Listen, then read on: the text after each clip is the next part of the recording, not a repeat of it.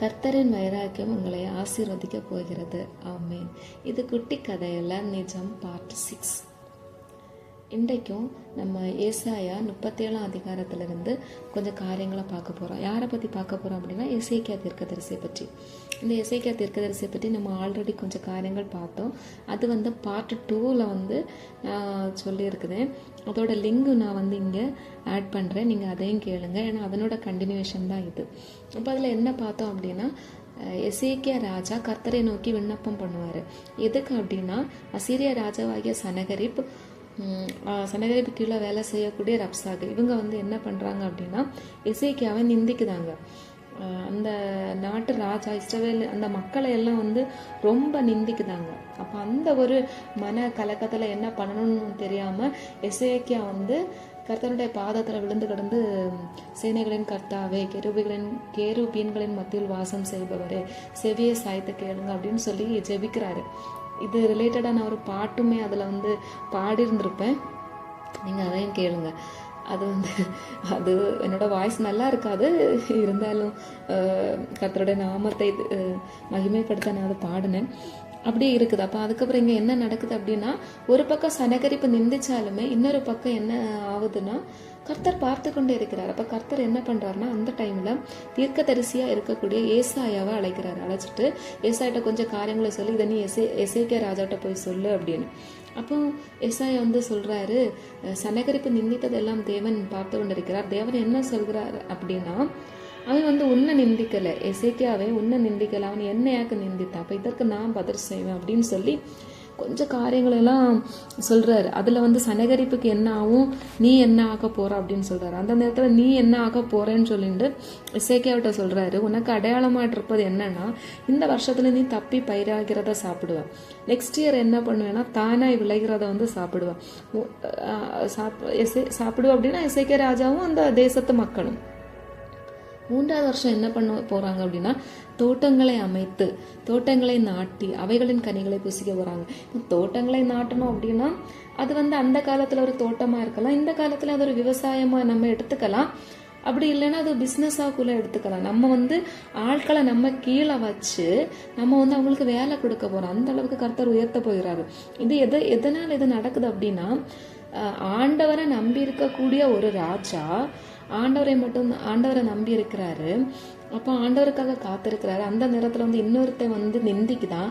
அப்போ கூட ஆண்டவருக்கு சன்னிதானத்தில் ப்ரேயர் பண்ணுறாரு. அவன் கூட சண்டை போடவோ எதுக்கும் போல இதை கர்த்தர் பார்க்குறாரு. இப்போ நம்ம வாழ்க்கையிலையுமே பல நிந்தனைகள் வரும், பாடுகள் வரும், போராட்டங்கள் வரும், பிரச்சனைகள் வரும்.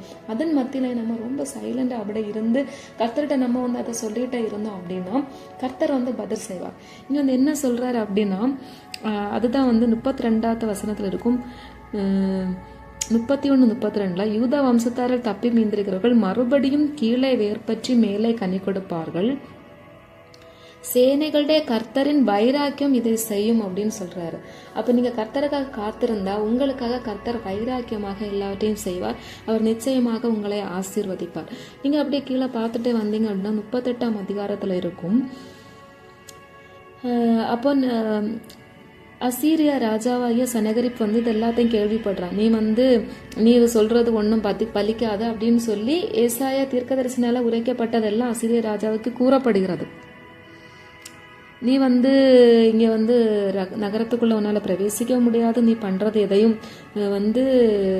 நீ நினைக்கிறது எதையும் இங்கே பண்ணவே முடியாது அப்படின்னு சொல்கிறாரு. அதுக்கப்புறம் இந்த 38ஆம் அதிகாரத்தில் நிஸ்ரோவின் கோவிலில் பணிந்து கொள்ள போகும்போது அவங்களுக்கு தெரிஞ்சவங்களே என்ன பண்ணுறாங்கன்னா அந்த சனகரிப்பை கொண்டு போடுறாங்க. இந்த காலத்துக்கு நம்ம இதை எப்படி எடுத்துக்கணும் அப்படின்னா, அந்த காலத்துல கொலையெல்லாம் நடந்தது, இந்த காலத்துல நம்ம அப்படி பண்ணக்கூடாது. நமக்கு விரோதமா போராடிக்கிறவங்க, நம்மளை பகைக்கிறவங்க, நிந்திக்கிறவங்களுக்கு தேவன் பதில் செய்வார். அதை நம்ம எதுவும் போய் பண்ண தேவையில்லை. ஏன்னா இப்போ நம்ம புதிய ஏற்பாடை தான் நம்ம ஃபாலோ பண்றோம். அதுல என்னன்னா ஏசப்பா சொல்றாரு, நீங்க உங்களை நிந்திக்கிறவர்கள், உங்களை துன்பப்படுத்துகிறவர்கள், அவர்களுக்காக நீங்க ப்ரேயர் பண்ணுங்க, அவங்கள நீங்க மன்னிங்க. நீங்கள் உங்கள் சைடு தப்பு இல்லை அப்படின்னாலும் அவங்க உங்களை நிந்திக்கிறாங்க அப்படின்னா கண்டிப்பாக அதற்கான பதிலை தேவன் செய்வார். யுத்தம் கர்த்தருக்குரியது, கர்த்தர் பதில் செய்வார். நம்ம மற்றவங்களை பகச்சிக்க தேவையே இல்லை. ஸோ அதான் வந்து இதில் இன்னொரு இந்த 37ஆம் அதிகாரத்தில் என்ன ரொம்ப டச் பண்ண ஒரு வசனம் வந்து என்னன்னா, 35ஆம் அதிகாரத்தில் சொல்லியிருக்கும், என் நிமித்தமும் என் தாசனாகிய தாவீது நிமித்தம் நான் இந்த நகரத்தை ரட்சிக்கும்படிக்கு இதற்கு ஆதரவாக இருப்பேன். அப்போ இதுல வந்து விண்ணப்பம் பண்ணக்கூடியது எசேக்கியா. இந்த டைம்ல வந்து தாவீது இல்லை. அப்படி இருந்தப்ப கூட தாவீது முன்னாடி வருஷங்களுக்கு முன்ன செய்ததை வந்து நினைவு கூர்ந்து நான் தாவீதுக்காகவும் சேர்த்து நான் வந்து ரட்சிப்பேன் அப்படின்னு சொல்றாரு. அப்போ நம்ம பண்ணக்கூடிய ஒரு நற்செயல், நம்ம ஆண்டவருக்கு உண்மையும் உத்தமமா வாழ்ந்தோம் அப்படின்னா நம்ம தலைமுறைகள் பாதுகாக்கப்படுறாங்க. நம்ம செஞ்ச ஒரு நன்மையை தேவன் நினைவு கூர்ந்து என்ன பண்றாருன்னா நம்ம தலைமுறைகளை போஷிக்கிறார். அவங்கள வந்து ஒரு கஷ்டத்துல விடல.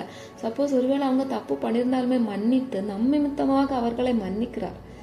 அப்போ இதுல இருந்து என்ன தெரியுதுன்னா, நம்ம நல்லா வாழ்ந்தாலே நம்ம குடும்பம், நம்ம தலைமுறை எல்லாம் வந்து நல்லா இருக்கும். அதனால நீங்களும் இந்த காரியத்தை செய்யுங்க. இந்த நேரத்தில் தேவனே, இந்த காரியங்களை நீர் கேட்க செய்தீர் தகப்பனே. எங்களில் ஏதாவது குற்றம் குறைகள் பாவங்கள் இருந்தால் மன்னிங்கப்பா. உண்மை மட்டுமே நம்பி இருக்கிறோம் அப்பா. எங்களையும் நிந்திக்கிறாங்க தகப்பனே, எங்களையும் பகைக்கிறாங்க, எங்களையும் விரைக்கிறாங்க தகப்பனே. இயேசுவே அப்பா, கஷ்டப்படக்கூடிய ஒரு பிரயாசத்தையும் ஒரு பலனை எங்களால் காண முடியாமல் நாங்கள் இருக்கிறோம் தகப்பனே. ஆனால் நீங்கள் ஒரு அடையாளத்தை தந்திருக்குதீங்க தகப்பனே. ஏசப்பா, நீங்கள் ஒரு அடையாளத்தை தந்திருக்குதீங்க தகப்பனே. அப்பா, இந்த வசனத்தை, இந்த 30வது வசனத்தை நான் வச்சு ஜெபிச்சோம் அப்படின்னா இந்த 2026ஆம் வருஷத்தில் நாங்கள் ஒரு தப்பி பயிராகிறத சாப்பிடுவோம். 2027ஆம் வருஷத்தில் தானே விளைகிறத சாப்பிடுவோம். ஆனால் 2028ஆம் வருஷத்தில் அப்படி இல்லைப்பா, அப்படி இல்லை தகப்பனே. நாங்கள் ஒரு நல்ல பிஸ்னஸை பண்ணி அப்போ பலருக்கும் வேலை கொடுத்து அப்படி நாங்கள் மன நிறைவா இருப்போம் தகப்பனே. ஏசப்பா, இதை நீர் செய்ய போகிறதற்காக உமக்கு நன்றி. இந்த ஆடியோவை கேட்கிற ஒவ்வொருவரையும் தேவன் ஆசீர்வதிக்க போகிறதற்காக நன்றி. நாமத்தை தொழுது கொள்கிறவர்களை நீர் கைவிட மாட்டீர். கர்த்தர் தாமே இதை செய்வீர். ஆமென்.